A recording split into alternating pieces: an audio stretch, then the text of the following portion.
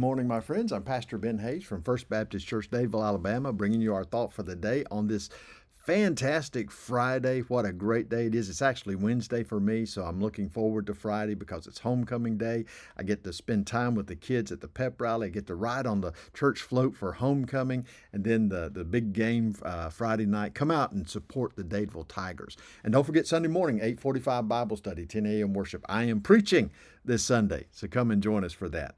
But right now we're in 1 Corinthians 15, verse 33. Going to go back to that. Paul says, "Do not be deceived. Evil company corrupts good habits." Think about it. You spend time with immoral people, you become more and more like them. And it's kind of funny because you can take an immoral person, bring them into the church around good moral people, and the only thing that changes them is a touch from the hand of God, the Holy Spirit coming into their life. The only way that changes a human being from immorality, evil, wickedness, sinfulness to righteousness is the Holy Spirit. Now, they may clean up their behavior when they're around you, but they go right back to it. Here's the thing. Evil corrupts morality. That's what he's saying here. Hang around those bad people, you become more like them. Now, here's what he says we have to do. Awake to righteousness and do not sin. For some do not have the knowledge of God. I speak this to your shame. See, there were some people in Corinth that were having a big problem. He says, you need to wake up to righteousness. You need to stop living these sinful, immoral lives. And there are some there who don't have this knowledge of God. What's he talking about here? They don't have the intimate personal relationship that is necessary to change their lives. They are professing Christians, but not possessing Christians. Now, what I mean by that is with their mouth, they profess Jesus as Lord. But you remember what Paul says in Romans chapter 10? He says we have to first believe in our heart that God raised Jesus from the dead, then confess with our mouth that Jesus is Lord, and we shall be saved. It's not enough to just say it. You've got to believe it deep down in your heart. You've got to know that it's true in order to have that relationship. And Paul says, I'm speaking to your shame, because we go back to what Jesus said in Matthew chapter 7. He said, there are going to be a lot of people in the last day that come to me and say, Lord, Lord. And he's going to say, depart from me, for I never knew you. And they're going to say, but Lord, look at all the great things that we've done in your name. Look at all the ministries we've accomplished. Look at how we've lived our lives. And Jesus is going to say, it's not enough.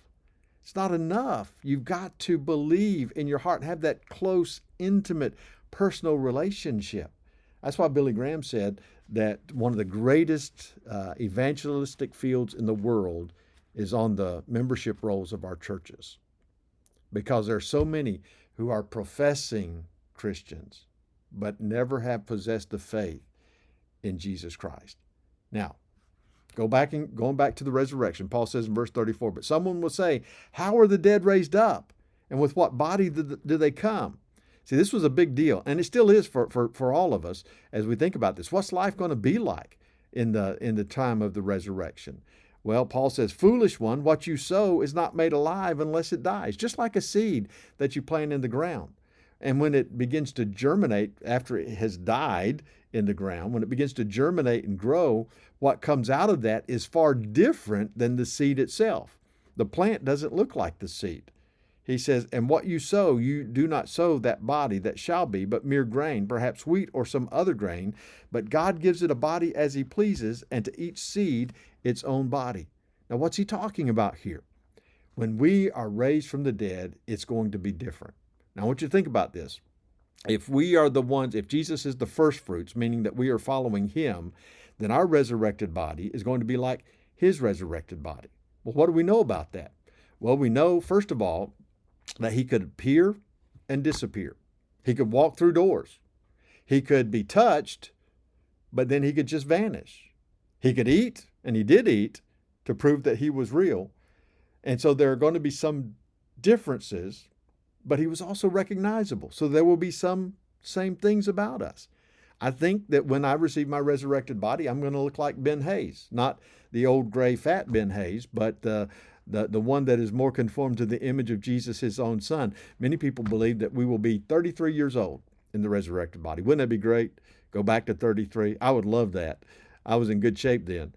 but it will be so different because there will be no sickness, there'll be no disease, there'll be no death. Everything will be perfect in that resurrected body. In fact, I hope that when I get that resurrected body, that I'll be able to go to the moon, maybe even to Mars.